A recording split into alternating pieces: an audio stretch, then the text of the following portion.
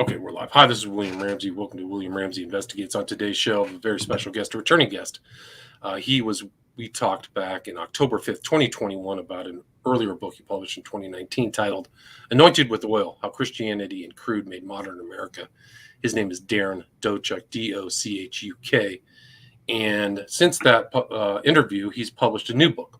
The title of the new book we're going to discuss today is Religion and Politics Beyond the Culture Wars, New Directions in a Divided America, and that was published October 15th, 2021.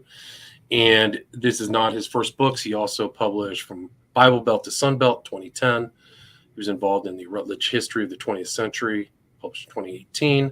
Also God's Businessmen, Entrepreneurial Evangelicals in Depression and War, 2017. Faith in the New Millennium, 2016. American Evangelism, 2014. Sun Belt Rising, The Politics of Space, Place, and Region, 2011. And again, we're going to talk about this book, Religion and Politics, very timely book. So, Darren Dochuk, thanks for coming back on the show. I appreciate it. Thanks, William. It's really a pleasure to be back with you. Awesome. Well, so people who may not have heard our earlier interview, can you talk about your background and kind of the arc of your research and writing, and then lead into what led you to write this book, Religion and Politics Beyond the Culture Wars? Sure. Yeah. My pleasure.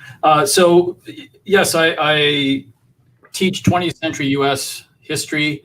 Focus has been on religion and politics.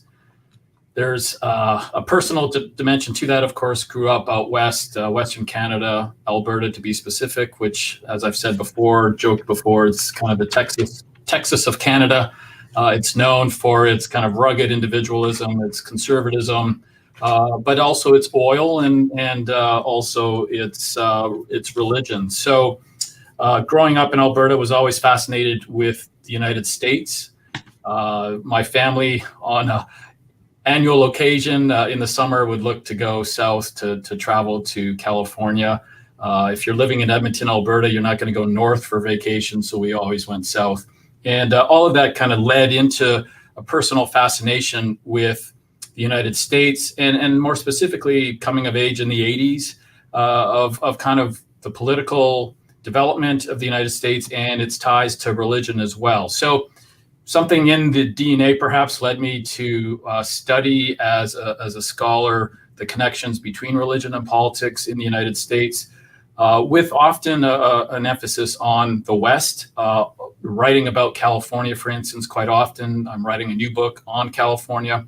And so finishing my PhD here at Notre Dame in 2005, continued on in that journey, and publishing several books dealing with connections between religion and capitalism, for instance, dealing with connections between specifically evangelicalism and the Republican Party as it evolved in the post-World War II years in California.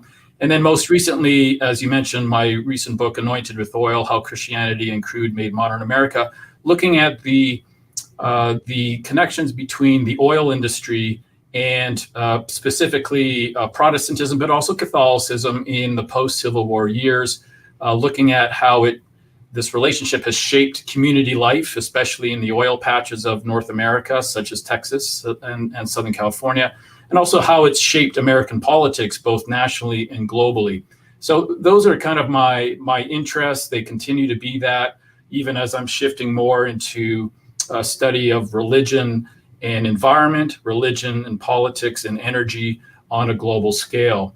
So the book that we're going to discuss here is very much geared to those interests. In fact, it comes out of a project that I initiated, 6-7 years ago, when I was part of the faculty at Washington University in St. Louis, which had at that time a brand new center funded by Senator John C. Danforth.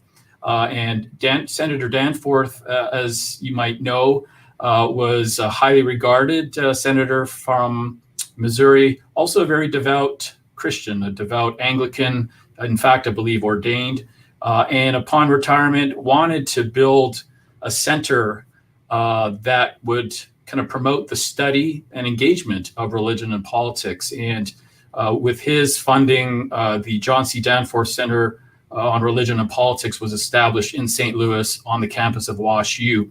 And for 3 years, I had the privilege of being on the faculty there before taking an opportunity to come back to my alma mater as faculty, where I'm now at Notre Dame. So long story short, in 2013, with the support of the John C. Danforth Center, with all of the resources available, I organized a conference called Beyond the Culture Wars, and it brought together leading historians of American politics and leading historians of American religion.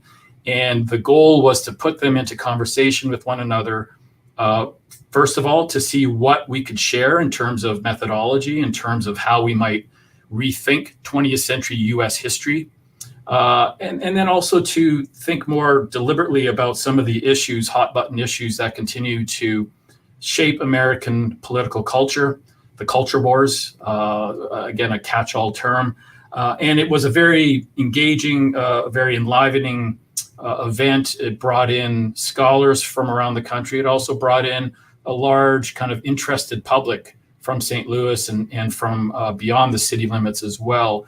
That led to what is now before us, and that's a volume that has been published recently. Again, these things take time, and perhaps more time than I had anticipated, but it's been a labor of love to see this book published, which includes 14 outstanding scholars of religion and politics in modern America, all of whom I think have contributed in fresh ways to help us rethink the relationship of religion and politics in the recent past, with an eye, of course, to the present.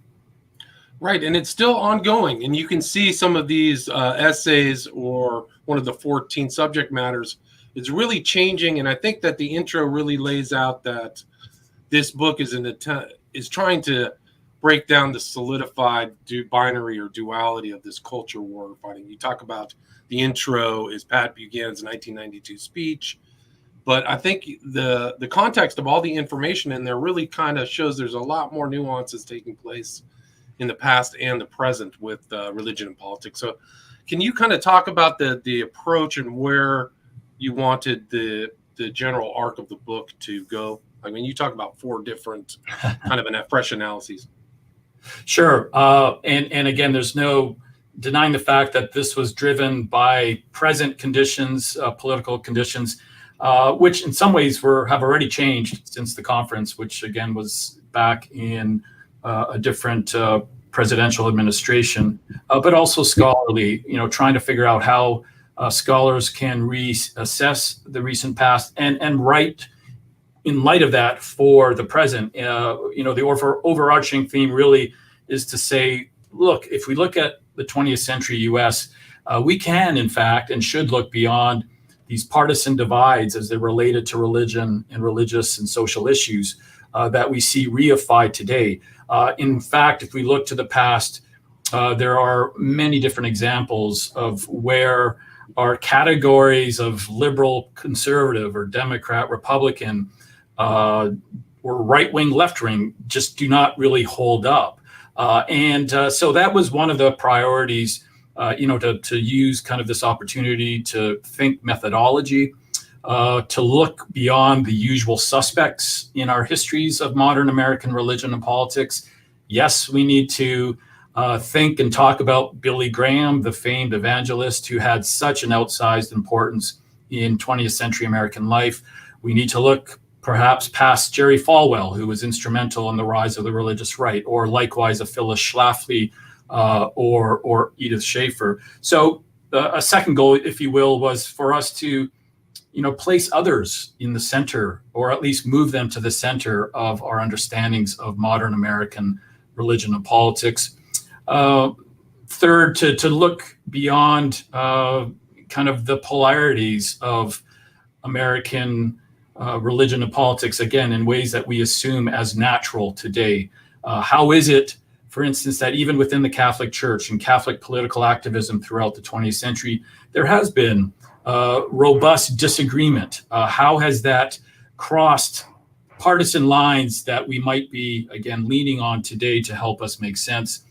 And then also just to finally think about ways in which other issues should surface as important, be they immigration, be they foreign policy, be they issues of labor and unionism, which sometimes don't get the attention they deserve. And I think if we bring them into our conversation, our kind of typical understanding of the culture wars through social issues, family values, abortion, and so forth, gets expanded into a much more kind of a broader purview that I think is also constructive to think of how civil society has spawned over the last century many different kind of commitments and allegiances and activism based on faith and politics.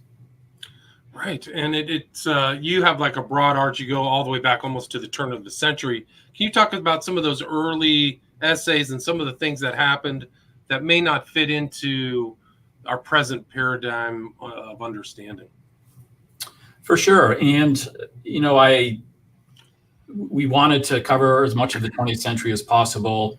And of course, in a volume of this sort, you are limited. We did our best to cover the terrain, both thematically and in terms of representation. Obviously, we couldn't get all kind of communities of faith represented here. We did our best, although in retrospect, would have included others. But as it stands, the volume does start in the early 20th century with a couple of essays that I think are just really provocative and fascinating. One looks at the role of kind of radical religion and radical labor politics in the early 20th century.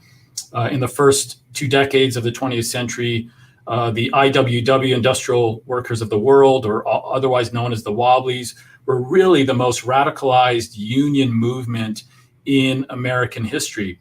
And it was a union that was known to bring together across the board laborers across class lines, across gender, race, to really lobby for kind of a radical, if you will, socialist kind of alternative to the American capitalist system.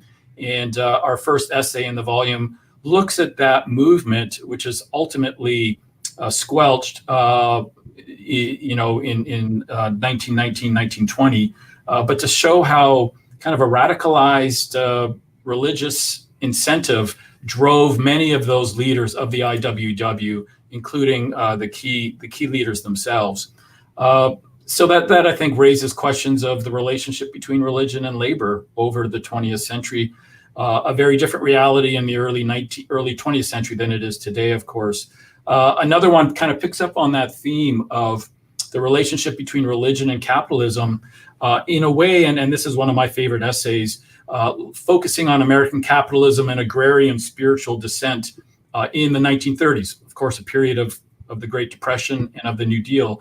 And written by Kip Kosick, this essay challenges us to kind of rethink how religion has shaped the politics of agrarianism, of land-based populism, really. He charts the rise of kind of a back to land movement with protection of land, protection of environment as a core concern, and shows how our understandings of conservative and liberal really break down. The individuals he looks at were Catholic, they were Protestant, they had conservative social values in the ways that they privileged the right of the community and local families to really kind of take ownership of their day-to-day existence. But they're also quite radical in some ways in calling for land reform, ways in which the structure of capitalism itself would be remade in support of farmers, in support of rural America. And then finally, and perhaps we can talk later on about this, is there's a chapter on Mormonism and environmental politics, looking more at the mid-20th century. Ezra Taft Benson, a very important, crucial Mormon political leader who will, of course, join Eisenhower's cabinet as Secretary of Agriculture, a devout Mormon who draws on his own theological kind of understanding of creation care to kind of advocate for conservationist methods, conservationist measures that are both kind of extensive and liberal in their support of federal government regulation, but also individualist and communal in their privileging of environmental care as a matter of one's personal relationship with the divine. So Probably more than you wanted there, William, but those foundational essays, I think, really set the pace for what is coming later in the book. But it is interesting because I think Benson went on to become a prophet, like he became the head of the Mormon church, I think. But it was different. The Mormons kind of had a more nuanced view that you may not think it's somebody on the right where they're just predatory capitalists. They have a stewardship kind of concept about their relationship to the land as given to them by God. Very important kind of distinction. You can see them as very unique, especially in the Midwest. I mean, well, you have all of these different writers. What kind of disciplines do you think, if you encompass all 14 of those together, what do you think that this book has if you look at them overall? Sure. And again, I would just second your opinion about, the importance of understanding Mormon theology and Mormon influence in the West and in issues of land care. And so this essay by Patrick Mason does, I think, show the complexities of that. On one hand, again, advocacy for, conservationist methods, but only going so far. And then again, the tension between right and left is pretty clear, even in the life of Benson.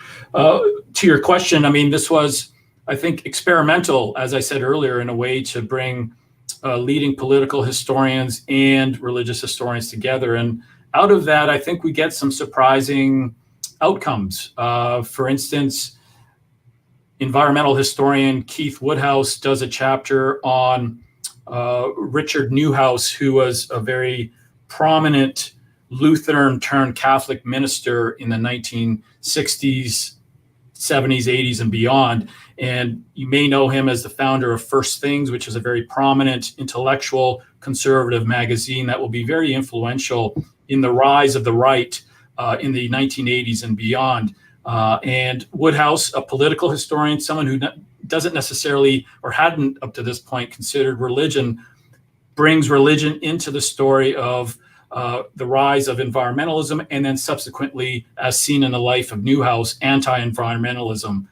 Newhouse is quite liberal, progressive in the early 70s in his view of social issues, social justice concerns. He's an environmentalist as well. But by the 1980s, he's wary of kind of a shift within the environmental movement to a more radical stand, one that doesn't measure with his own theology, an anthropocentric theology, which really places humanity at the center of life on Earth. And it's at that juncture that he begins to critique environmentalists. So, case in point, where a political historian nudged by religious historians to take religion seriously is going to do so, and with great, I think, benefits.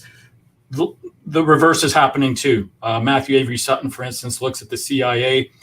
He's a religious historian. He knows that there are missionaries across the globe in the 20th century doing the work of missions and evangelism, and then pushed and kind of encouraged by political foreign policy historians to look at the CIA, finds that, in fact, missionaries have been very active in supporting CIA missions across the globe, Latin America, Asia, and beyond. And so these are just two examples. There's others in which this conversation creates something new that I think not only redefines our understanding in the field itself, but raises interesting questions for us in the present and going forward.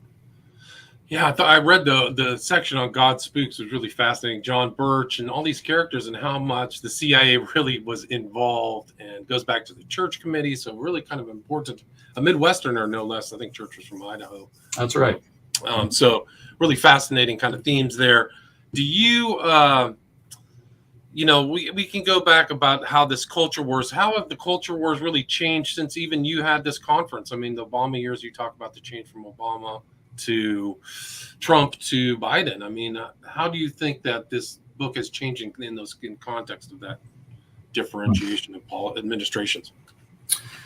Right. Well, I mean, as I said earlier, we kind of first broached this topic in the age of Obama, and the culture wars, of course, defined in many different ways. I mean, the culture wars, one of our essays by James Kloppenberg, an esteemed professor at at Harvard writes about Catholicism and just shows how really since the Reformation itself, Catholicism has always been divided between these kind of progressive and conservative trends. Those who see truth as evolving over time and the authority of the church having to do so as well, versus those who have always been very protective of an absolute, whether it be in terms of authority or kind of truth itself and Catholic theology. So the culture wars, one could say, have always been there in Western religion. I'm not going to argue with that, but it really was in the early 1990s, I think, when this notion of the culture wars took root. It took root in academic terms. James Davison Hunter is a very prominent sociologist of religion who in the early 90s explained that there is, in fact, a existential kind of tension within American life between progressive, those of a progressive faith, again, who see absolute truth as always evolving, adjusting to the times, versus a more conservative constituency, which again is concerned with protecting what they see as the essential truths, immutable truths of the gospel, be it or of their Christian faith especially. And then Pat Buchanan, as I open with the book, kind of weaponizes that, politicizes that very notion of a culture war, and speaking to the Republican National Convention in Dallas, I believe in '92, kind of really lays out the groundwork. As Republicans, we are here to protect the true gospel. We're here to protect the true faith, be it Protestant, Catholic, or Jewish, and to uphold those values in the face of the Clintons, in the face of liberal Democrats. So that's kind of the background of this notion of the culture wars itself. And in the Obama administration, Obama years, there seemed to have been, at least for a moment, a bit of a reprieve, at least up front. Certainly there are issues that continue to surface to reinforce this notion of a divided America. But we saw it as an opportunity to pause for a second and to reevaluate as scholars. Now, to your question, what has changed since? Well, what we thought at that conference might have been dissipating slightly or changing has re-intensified, and that is, again, the politicization of faith in a way that really is dividing America in really pronounced ways. And I would say the role of media, has helped that along. The ways in which media has, I think, assumed a different form and more intense kind of influence in American life since then, over the past 10 years, has contributed to that. And we could talk about other political factors, but if we were to rewrite this volume today, I think I would place a little more emphasis on such things as the role in media in modern religion and American politics. And you mentioned at the intro too, the culture war is always going to be with us. I think that's one thing that's very important, is these tensions between progressivism and orthodoxy have been around for a long time. So it's really how do we adapt to these fever? I think one of the points, would you agree that one of the points of your book is to show a more variegated context of these conflicts, and that it's not just binary good versus evil? Would you agree with that?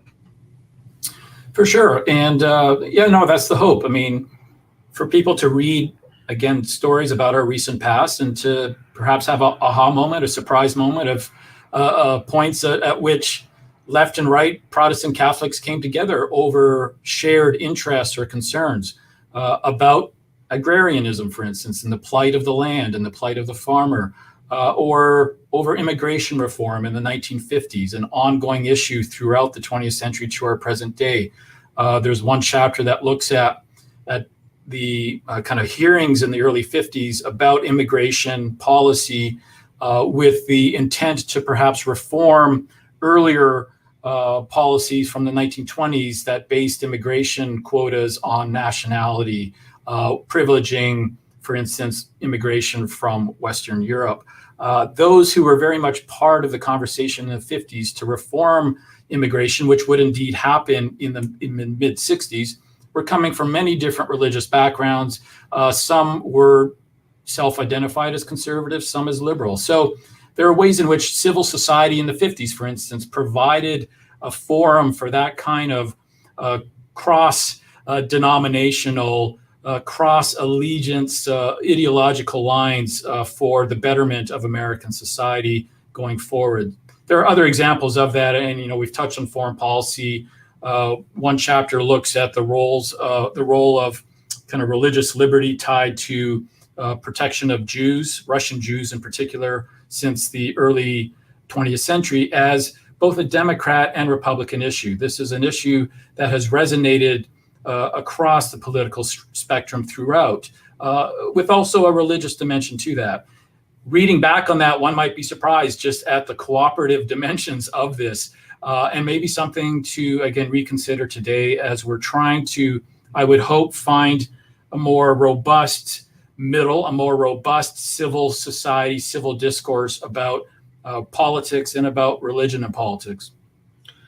And I mean, how do you think that academics, people like yourself and people who are involved in this book, how do you think that they can enhance that to come towards the middle, or kind of? Right. Well, that's the $1 million, $1 billion question, what have you. I, as an academic, I've done my best to write books that are hopefully a little more accessible than your typical academic book. And I have colleagues, many of whom are represented in this volume, who are doing the same. They are writing books with a slightly broader audience through trade presses, for instance, that want to bring some of the heavy lifting of the academy of professional historians and make it accessible to a wider public for this very reason, to say, look, we need to speak to a wider public. We can't be cordoned off. We can't be hidden in the ivory tower. We need to bring, as historians, a sense of how the past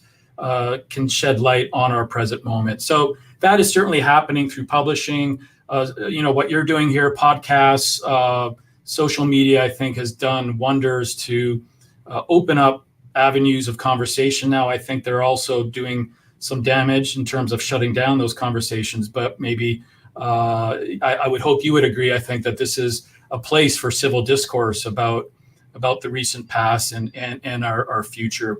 And also just, again, continuing to encourage engagement at the grassroots level through associations that are focused on the local, that can focus on shared concerns about economics, for instance, about social justice issues, as well as some of the other pressing concerns. So, I can't say I'm out front necessarily of this work of the academic, but I certainly hope that I can do my part to shed some light on our current moment. It seems like, just in my experience, recent experience, a lot more academics are willing to kind of, like you said, kind of get off of the academic plot and kind of engage in different ways. I'm finding that in a very positive way. Maybe there's very well-known Canadians like Jordan Peterson doing something more like that, but I think it really enhances it. And it's good because oftentimes they're not talking to fellow academics. So they have to, there's a much different, more kind of energy going on. So, and I think it's very positive. So a lot of that stuff is getting dispersed, hopefully through forums like this. I mean, you talk about, what do you kind of see these trends? You talk a lot of, or you write about religion and politics. What do you see emerging of late, and what kind of excites you about kind of trends in this field of study? Mm-hmm. Well, I'm always looking, for new, obviously new projects, but projects that speak to the present. And as I said earlier, I'm interested in questions about environment and energy and the ways in which, as a Westerner, for instance, we are impacted living in communities where water matters, water concerns matter, weather matters, and the ability to work the land matters. And hoping to write in ways, I've got a couple projects going, write in ways that is not partisan, in ways that looks at the human experience on its own terms, as one that is not dictated by our current partisanship and the way in which we align, to show the complexities of the human experience in the past in relation to environment, for instance, and to show how there is no neat and tidy solution necessarily, but to at least be aware of the range of responses and potentials for next steps. So that's speaking from a personal perspective. That's coming from a reading of ongoing literature, historical, scholarly, but also more popular on issues, for instance, of water in the West, issues of energy across the globe, be it oil, be it coal, or what have you. So I'm excited by those trends in scholarship because of the way they speak to really immediate issues that are facing American society, but global society writ large. Right. So it's a much broader issue. And I mean, there's so many changes. Like I think in the book, some of these articles I really found fascinating, the changes in Catholicism, but also the Protestantism of the Latino demographic. I found the megachurch kind of rise of the megachurch. When I was younger, it didn't exist. They would just had this view, all Latinos are in this circle of Catholicism, and that's it. It's really changed a lot. Can you kind of talk maybe about these changes in Latinos and Catholics to kind of Protestant in the new America? Oh, for sure. And thanks for highlighting that. Our last of three sections really deals with more immediate kind of faith-based activism in the post-1970s, 1980s period to our very present day. And these chapters really focus more heavily on Catholic issues, Catholicism. One looks at Catholic women religious, nuns in the post-Second Vatican II period of the late 60s to our present day, and shows how Catholic nuns have kind of navigated the terrain of feminism, terrain of conservative Christian values, social values as it's seen in the church, and carved out kind of their own voice in our political landscape, which continues to resonate today.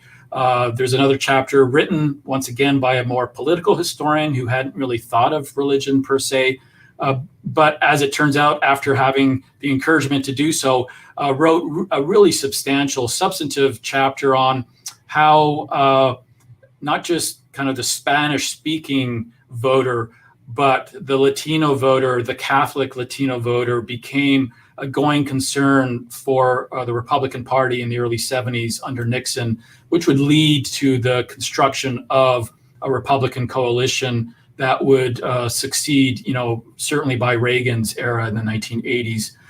There's another chapter on Catholic radical activism against Vietnam in the late 60s, early 70s. It also deals with very prominent female activists related who worked for the Camden 28. Perhaps you're aware of that case of anti-Vietnam protesters. But why I like this chapter by Michelle Nickerson is it really does flesh out the complexities of one's Catholic beliefs in relation to current American politics. In that case, in terms of Vietnam, in terms of feminism, the subjects that she studies were both Catholic radicals, but they're also quite conservative as well in their anti-abortion stand as well. Finally, and this is where you are, and I will now get to that, our last chapter looks at the rise of Latino megachurches in America, and it's the most recent, kind of most ethnographical piece by Kate Bowler, who has written substantially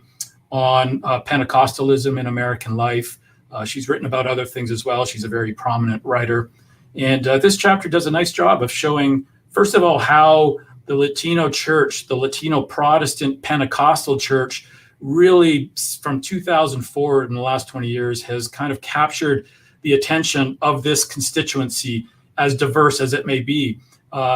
Its attention to a more dynamic, charismatic, evangelical religion has allowed it to, in many ways, kind of steal the thunder of Hispanic, Latino, Catholic churches, especially in the West, but along the Sun Belt, places like Los Angeles, Houston, Miami. And Kate Bowler subsequently kind of unpacks the nuances of these Latino megachurches and their pastors, many of whom have become very powerful, both politically as well as in their church networks, how they have, promoted certain teachings of economics, certain teachings of politics and social justice that have allowed them to gain such traction in American life writ large. And this is why they are such a crucial part, for instance, of the Republican coalition today. Right. It's a really remarkable change. I think it's 18 million Protestants, I think she mentions, that Latino Protestants now. It's a very large number. It's a substantial part of our society now. So really interesting. I found that. Yeah, really and right, for exactly, the numbers are astounding. And what's also astounding is this is a study also of mega churches. So we're looking at really substantial collections of people in one place. Thousands are attending these churches. And so this isn't a a diffuse kind of constituency, that is very much centralized, and as a result has outsized power as a result of the collective momentum that these very powerful charismatic preachers can generate. Right. And just to kind of sum up, your subtitle suggests New Directions for a Divided America. What directions do you see that are most promising? Well, that's right. And this is where the scholar in me again wants to kind of hide a bit. I'm not a prophet or necessarily a political activist, although I do take my responsibilities to community seriously. And having just become an American citizen recently, in fact, I just got my first call for jury duty for next Monday. So I'm very honored to do that as an American citizen, having taken that vow seriously.